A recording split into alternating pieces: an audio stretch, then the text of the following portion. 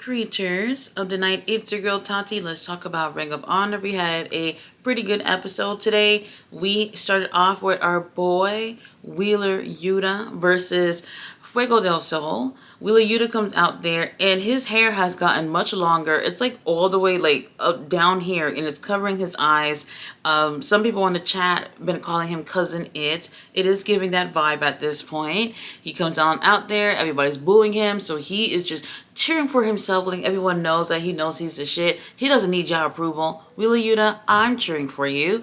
Now, Wheeler Yuta comes out there and have a decent match here with Fuego. We haven't seen Fuego del Sol in a little bit, and it's good to see that, you know, he was able to make it alive from this match. Decent stuff here. Wheeler Yuta ends up taking the win. Obviously, he's representing the Death Riders. There's no reason why he should be losing anything. Now, after the match, Wheeler Yuta holds down Fuego del Sol and he's just like, hey, you know what? I'm just going to beat the hell out of this bitch. Then he thinks about it. He goes like, you know what?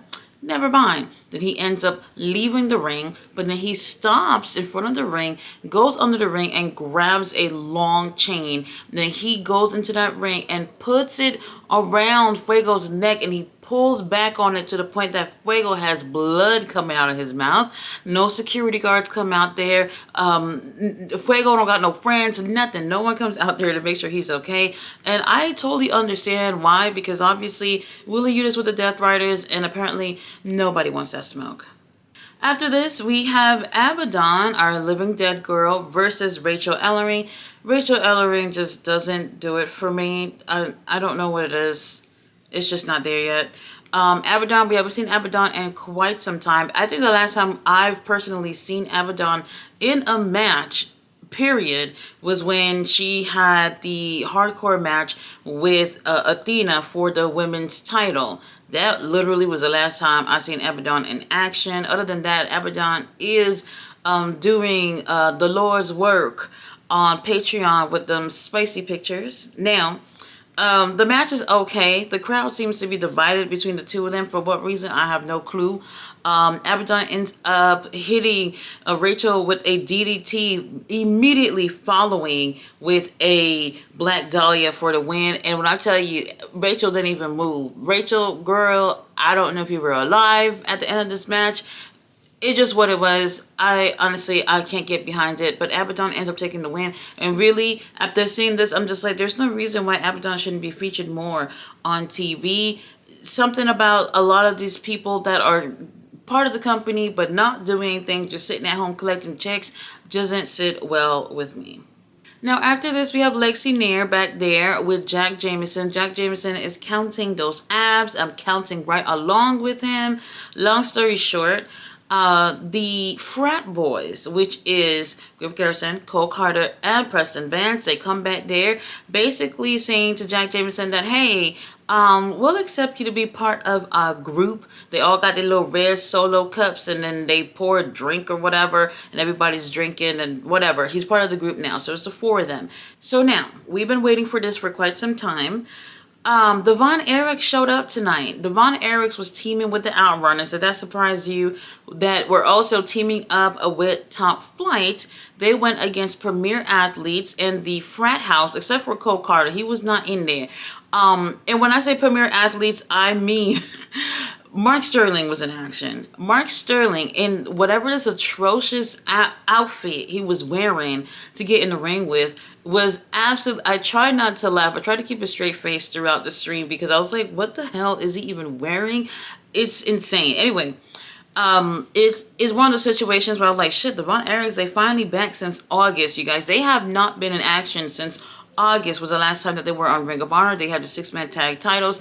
They finally showed up because what? AEW came back to Texas. What the hell? Now, the match, not bad. They give you everything you want in terms of the baby faces. However, I didn't like the fact that we had the Frat House for the first time getting together in action to do something and they're already taking an L. For me, I would have had them in a situation where it would have been favorable for them.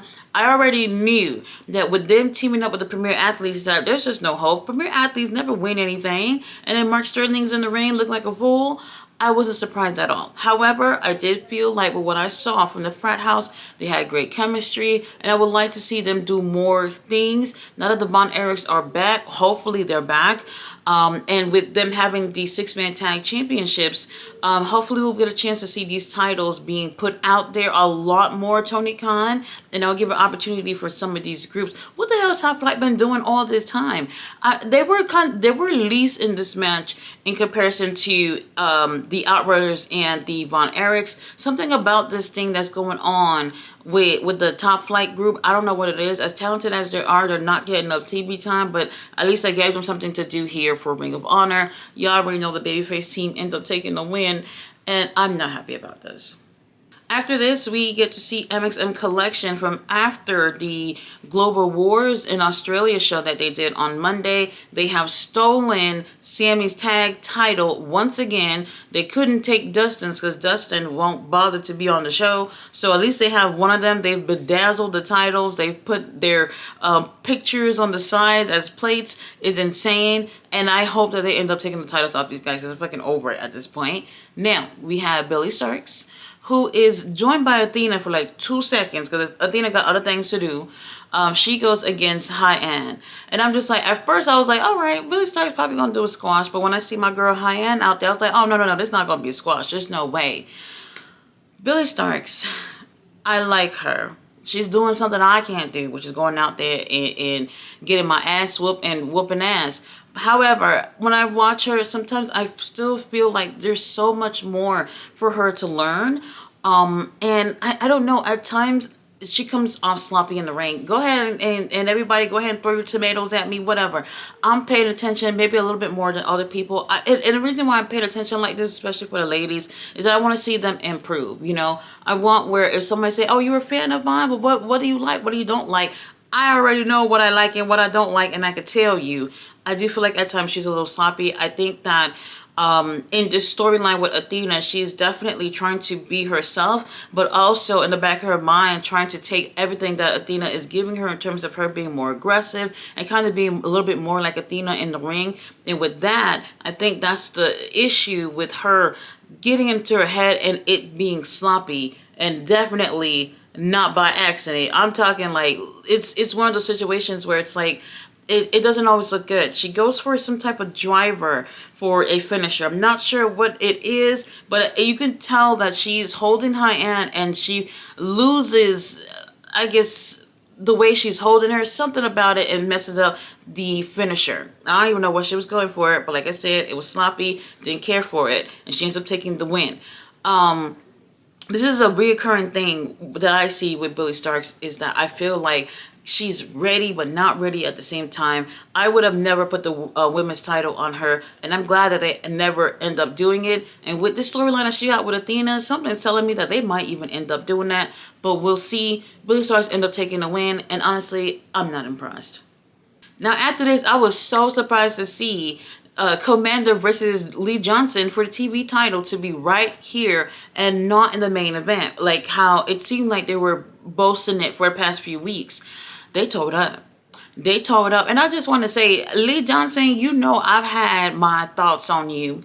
And really with him being a heel, it has made a world of a difference with how he performs in the ring, gives him personality, that edge that he uses in the ring where it's just like you can just feel this man's soul in the ring now, which I appreciate. EJ Nduka, he's cute, he's ringside, and he's helping his boy cheat.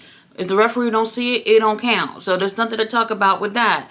Komander, though, was getting his ass whooped, I want to say like 76% of the time.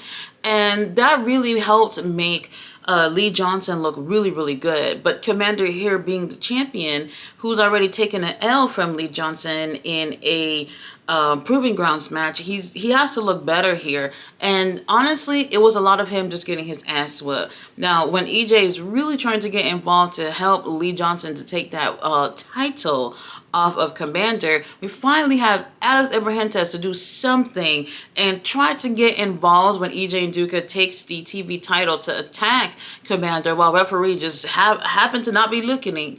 looking, and then here comes Alex, who ends up taking the title away from EJ and pretty much have a little cat and mouse chase outside the ring. Now, here is Lee Johnson, who takes Commander's leg and he's smashing it against that LED board thing that they have for the barricade. He smashes it so much now. Commander is in pain, in agonizing pain. He's taking off his boots in the middle of the match, and Lee Johnson is still beating him up. He finally gets a chance to take off the boot, trying to relieve that pressure from the boots. And he has on a nice, clean little sock.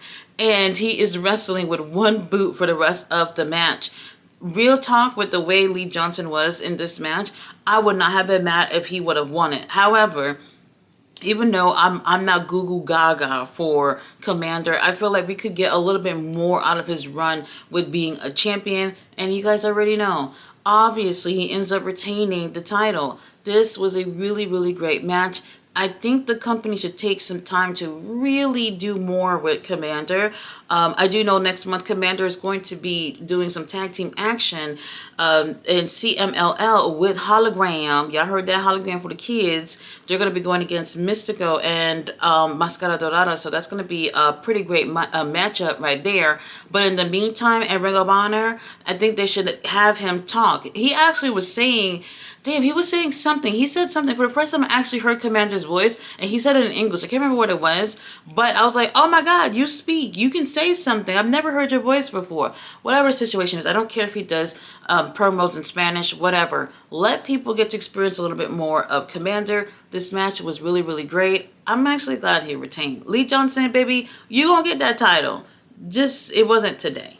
After this squash match with the Gates of Agony, and literally less than definitely less than a minute, I didn't like that. I didn't like that, but I did like seeing these cute guys in the ring. Like, what am I going to complain about, right? They're not just eye candy, Tony Khan. Like, do a little bit more. Now, I did hear Toliana coming, not Toliana, Bishop Khan coming next to the camera basically saying, every week we're going to do this, we're going to just be kicking people's ass until we get them titles. And honestly, I would like to see them get those titles. They have improved since the very first time I've ever seen them tag, and they've done such a great job, but this come out here and win in 30 seconds thing, I'm not liking. I would rather see these cute guys in the ring longer than 30 seconds.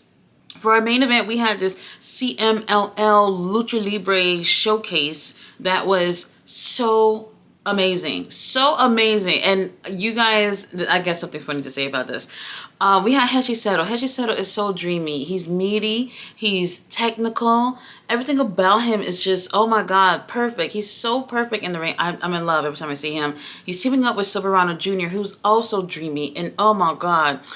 We had them teaming up with Barbaro Cavernario. They were going against Fuego, Dark Panther, and get this, Sammy Guevara. Sammy Guevara, what is Sammy Guevara doing? Everything else other than tagging with fucking Dustin, whatever. When I tell you, this match was so good. At first, I felt a little bit of offense with this being the main event. When I tell you they showed up and showed out, they really did. You know, while the TV title match was really, really great, this right here offered something a little different than I could see people actually would want to stick around for at the end of the show to see. It was so good.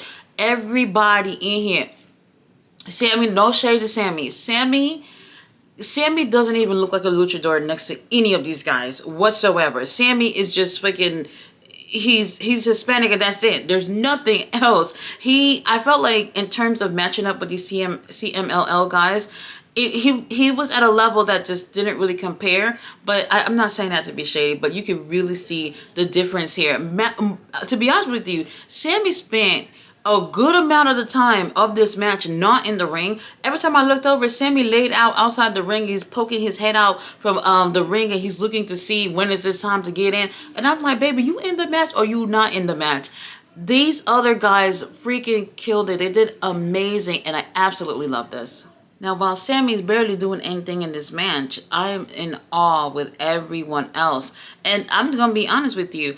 I kind of felt some type of way watching it. I'm just like, I feel ashamed to say that I'm obviously not watching enough CMLL to see all these guys regularly. They are amazing, and I wish that we can actually see them a little bit more. Whenever they have like shows where CMLL guys come on in, like even with New Japan or whatever, they don't get a chance to really focus a lot on these guys, and this is one of those situations where I'm just like, bring them on over for Ring of Honor. With these guys being on here, you know, at least, you know, one or two of them on a weekly basis will probably help bring some more people to watch, you know, the show every week. I'm saying probably because I really don't know.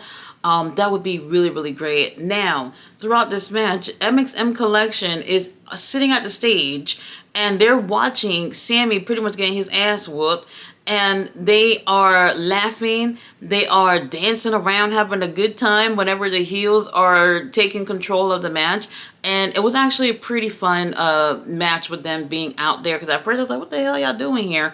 But, you know, they were out there. Now, I will say that I was happy that Hechicero ends up taking the win for the team, and that I actually like. The heel team taking the win. It was pretty much all babyfaces winning all night except for Wheeler Yuta. So the right team, I feel like, ended up taking the win. I think they did the best work out of both teams anyway.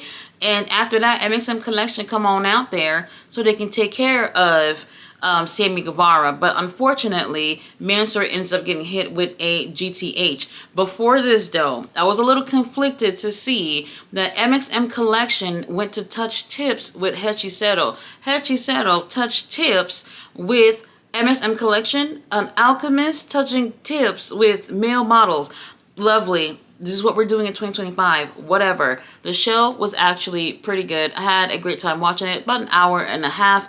And it was pretty entertaining. I would like for them to keep it up. Bring some of these CMLL guys. I did see that another Ring of Honor taping, that they did have some more CMLL wrestlers over as well. I did hear about Red Velvet being injured. I don't know what the injury is looking like, but as soon as I get a update, I will let you guys know. Hopefully it's not something too serious, and it's not something where she'll have to end up vacating the title. We'll see at some point. They did do a video package for Red Velvet showing what she's been doing since she's been champion. But in real time, since the show is taped, we've been hearing about an injury. So I will definitely let you guys know how that's going in the next video. Guys, thanks so much for watching my review. Go ahead and go check this episode out. It was actually pretty good. I'll see you guys on Saturday for Collision. See you guys then.